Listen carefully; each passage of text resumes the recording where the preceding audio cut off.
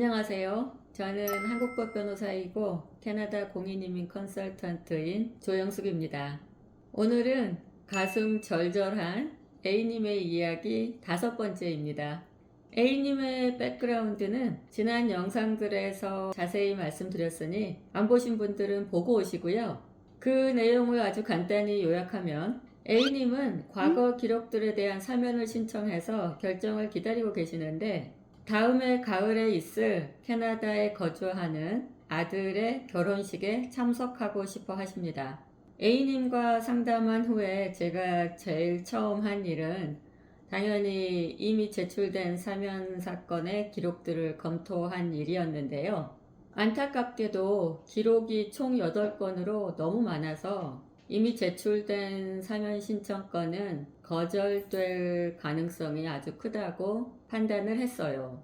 이 정도 기록을 가지고 제게 처음으로 사면 신청을 의뢰하셨으면 아마도 저는 사건을 맡지 않았을 것 같아요. 저는 A님께 제 의견을 솔직하게 말씀을 드렸습니다. 사면 신청건은 승인받기가 어려울 것 같고 그나마 유일한 가능성은 Temporary Resident Permit, TRP 신청건인데 이 절차는 승인받기가 하늘의 별따기라고 말씀을 드렸어요. 제가 그동안 TRP 신청건에서 승인을 받은 것은 딱 한 건 있었는데 그 사건에서는 캐나다에 가져올 경제적 이익이 아주 막대한 아주 예외적인 사건이어서 A님의 경우와 같은 가족 상봉 같은 인도주의적 사유로는 아직 승인을 받아본 경험이 없다고 말씀을 드렸습니다. 그런데 A님은 아주 작은 가능성이라도 있다면 다 시도를 해보고 싶으시다면서 제게 사건을 의뢰하셨어요. 사건을 맡은 후에 저는 일단 진행 중인 사면 사건의 추가 자료로 법률 검토 내용을 정리해서 제출하기로 했습니다. 먼저 5개의 광고물 등 건축법상의 법규 위반으로 인한 기록들에 관해서는 캐나다 연방법이 아닌 주법 관할이기 때문에 상당성이 없어서 캐나다법상 입국금지 사유에 해당하지 않고 두 번째로 2건의 업무상 과실치상죄의 경우에는 A님은 직원이 100명이 넘는 기업의 대표이자 오너로서 작업 현장에는 관여하지 않았으며 현장에서의 안전 책임은 현장 소장에게 귀속되는 것이지만 A님은 회사 대표로서 현장 소장과 함께 형사상 책임을 진 것으로 캐나다법에는 없는 한국법상의 특유한 제도로서 결국 캐나다법상 입국금지 사유에 해당하지 않고 세 번째로 2건의 사기 기록은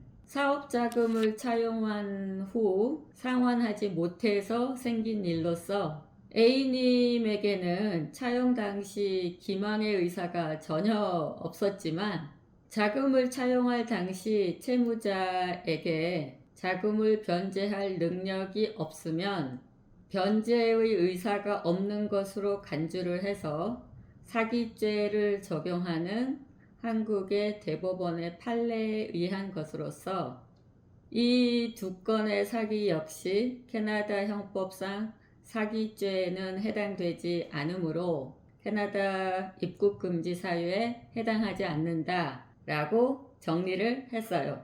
그리고 캐나다 연방대법원의 판결 중에서 A님 사건에 적용이 될 만한 내용을 찾아서 제출을 해주었는데요. 그 판결의 요지는 이렇습니다. 사면 사건은 과거의 기록을 재심판하는 것이 아니라 신청인에게 캐나다 입국을 허용했을 때 다시 불법 행위를 저지를 가능성이 있는지를 판단하는 것이다. 신청인이 마지막 기록 이후 오랜 기간이 지났고 그동안 정상적인 사회 경제 활동을 수행해 왔다고 하면 재범의 가능성은 희박하다고 판단하는 것이 합리적이다. 제 법률 검토 내용을 보면 충분히 설득력이 있어 보이지요? 저도 사실 그렇게 생각하지만 그동안의 제 경험을 비추어 볼 때 이 사건이 계류 중인 필리핀 마닐라 비자 오피스는 사면 심사를 아주 까다롭게 하기 때문에 최초의 입국 금지 사유가 되었던 공무원 뇌물 공여죄 플러스 한국에서의 8건의 기록은 사면을 받기가 어렵다고 생각을 했어요. 그래서 저는 TRP 신청에 올인하기로 결심을 하고 혼신의 힘을 다해 TRP 신청을 준비했습니다. 그 내용도 궁금하시죠? 그럼 다음 영상 놓치지 마세요. 안녕.